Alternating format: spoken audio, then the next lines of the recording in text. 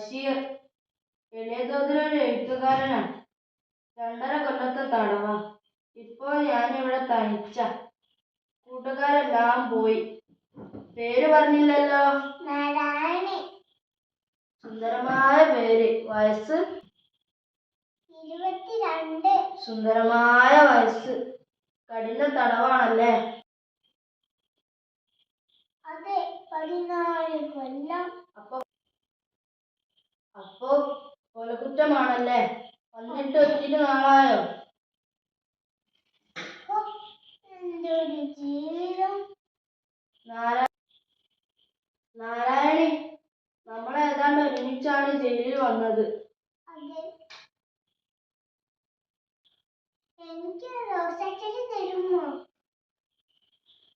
നാരായണിക്ക് എങ്ങനെ അറിയാം ഇവിടെ റോസാച്ചെടി ഉള്ളത്?